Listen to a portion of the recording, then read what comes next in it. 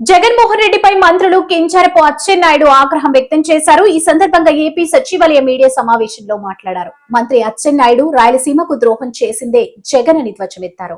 రాయలసీమకు ద్రోహం చేసిందే జగన్ అని ధ్వజమెత్తారు. రాయలసీమ లిఫ్ట్ ఇరిగేషన్ ప్రాజెక్టుపై వైసీపీ నేతల విమర్శలకు ధీటుగా ఏపీ మంత్రులు సమాధానమిచ్చారు.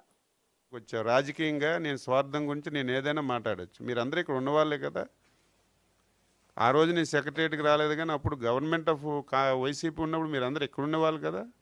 ఎప్పుడు ఆగిపోయింది Rayalaseema lift irrigation? SGT permissions లేవని చెప్పేసి ఆ రోజు స్టే చేసి ఆగిపోయింది కదా. అది అందరికీ తెలుసు కదా. ఎవరి మాట ఆయనకెళ్ళి అడుగు. అది కాదు నేను అనేది, ఆయనకెళ్ళి మీరు అడగండి, వాస్తవం చెప్పండి అంటున్నాను. నేను అవన్నీ మాకు అవసరం లేదండి. ఎవరి స్వార్థం గురించి వాళ్ళు మాట్లాడుకుంటారు, దాన్ని కాదు మేము అనేది. మీరు ఇక్కడ ఉన్నవాళ్ళే, ఈ రాష్ట్రంలో ఉన్నవాళ్ళు, ఈ సచివాలయంలో ఎన్నో పాత్రికేయులు మీటింగ్లు పెట్టారు. నువ్వు చెప్పు ఒక్కసారి, ఎవరైనా సరే ఇక్కడ సాక్షి వాళ్ళు ఉంటే సాక్షి వాళ్ళు చెప్పమనండి. ఎప్పుడు రాయలసీమ లిఫ్ట్ ఇరిగేషన్ ఎప్పుడు ఆగిపోయింది చెప్పండి? 2024 తెలుగుదేశం ఎన్డీఏ ప్రభుత్వంతో ఆగిందా? ఒక్కళ్ళు చెప్పండి. ఈ మధ్య మీరు వచ్చిన తర్వాత ఏంటి ఆగిపోయిందంటే దానికి ఒక అర్థం పర్థం ఉంది. చంద్రబాబు నాయుడు గారు ఏదంటే రేవంత్ రెడ్డి గారు ఏదో మాట్లాడుకొని ఆపారని. ఆగిందే 2020 అయితే ఇప్పుడు ఆపడం ఏంటి? ఆయన మాట్లాడేది దానికి ఆన్సర్ ఏంటి? మన దగ్గర ఎందుకు ఆన్సర్ ఉంటుంది? వాస్తవాలు మనం నా స్వార్థం గురించి, నా రాజకీయ స్వార్థం గురించి, నా వ్యక్తిగత స్వార్థం, నా ప్రలోభం నేను మాట్లాడినా సరే వాస్తవాలు దాయలేం కదా. ఎవరైనా వాస్తవాలు దాయగలమా? నువ్వు చెప్పు. మీరెంత గట్టిగా మాట్లాడుతున్నారు అచ్చెన్నాయుడు గారు. ఇది 2024లో ఎన్డీఏ ప్రభుత్వం వచ్చిన తర్వాత ఆగిపోయిందని ఒక ప్రూఫ్ చూపించు. ఆగిన దాని స్టార్ట్ చేస్తారా? అప్పుడు కూడా చెప్పాం, చేసింది తక్కువ, ప్రచారం ఎక్కువ. ఏమి పెర్మిషన్స్ లేకుండా నేనేదో రాయలసీమ వాసిని, మొత్తం నీరంతా రోజు తీసుకెళ్ళిపోతాను, నేను ఏదో మంచి లిఫ్ట్ ఇరిగేషన్ అడావుడి చేస్తే ఆ రోజు ఉన్నటువంటి ప్రభుత్వాలు ఎన్జిటికి వెళ్ళి స్టే వచ్చింది. అది వాస్తవం. రిపోర్ట్ కూడా మీకు ఇచ్చాం అందరికీ. అది వచ్చిన తర్వాత ఆడికి వచ్చిన వేయవలసింది పోయి దాన్ని చూసి రాజకీయం సిగ్గు లేకుండా మాట్లాడాలి కదా. అది ఎప్పుడైతే తెలంగాణ అసెంబ్లీ వచ్చిందో అరగంట నుంచి అందరూ బయటకు వచ్చేసారు.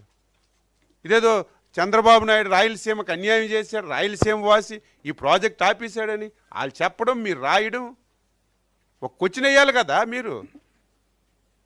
ఈరోజు పేపర్లో చూశాను, ఒక సాక్షి పేపర్లో 10-15 మంది మాట్లాడారు. రాయలసీమ ద్రోహి ఎవరని ప్రజలందరూ గంపినిచ్చారు కాబట్టి రాయలసీమ ప్రజలు ఈరోజు తెలుగుదేశం కూటమి ప్రభుత్వానికి పట్టం కట్టారు. ఆయన చేసినటువంటి కూడా ఫేక్ ప్రచారాలని చెప్పి పబ్లిక్ కూడా మీరు ఎన్ని చెప్పినా జగన్మోహన్ రెడ్డిని ఈరోజు రాయలసీమలో అత్యధిక సీట్లు వచ్చినాయంటే ఒకటే కారణము. ఆయన అయితే ఏ లిఫ్ట్ ఇరిగేషన్ చెప్పి ఆ రోజు చెప్పాడు, కుందు మీద రిజర్వాయర్ అన్నాడు, ఇంకా ఏవో చేస్తానన్నాడు. ఇవన్నీ కూడా చెప్పిన తర్వాత రాయలసీమ ప్రజలకు మోసం చేశాడు జగన్మోహన్ రెడ్డి. రాయలసీమ వాసి కాదని చెప్పి ఈరోజు మాకు రాయలసీమలో అత్యధిక సీట్లు వచ్చాయని చెప్పి గట్టిగా చెప్పగలుగుతున్నాం. ఏదైనా న్యాయం జరగలిగింది అంటే గిన ఈరోజు చంద్రబాబు నాయుడుతో కూటమి ప్రభుత్వంతోనే సాధ్యమవుతుంది. ఈరోజు హార్టికల్చర్ కావచ్చు, ఇంకొకటి కావచ్చు, ఏ డెవలప్మెంట్ తీసుకునే కానీ కూడా ఈరోజు ఓరకల్ హబ్బు కావచ్చు, ఇండస్ట్రీస్ హబ్బు కావచ్చు, ఏది చేసినా రాయలసీమ ప్రజల పట్ల కూటమి ప్రభుత్వానికి, మా నాయకుడు శ్రీ నారా చంద్రబాబు నాయుడికి చిత్తశుద్ధి ఉంది. రేపు రాబోయే కాలంలో చేసిన తర్వాత కూడా చెప్తాం. Thank you. ఇంకేం అనుమానం ఉంది చెప్ప. నువ్వు అడగవయ్యా, నువ్వు ఎక్కడే ఉన్నాక ప్రశ్నలు అడగడం కాదు అయ్యా. ప్రశ్న నేను అనేది మీరు మీరు అడగడంలో నేను తప్పు పట్టడం లేదు.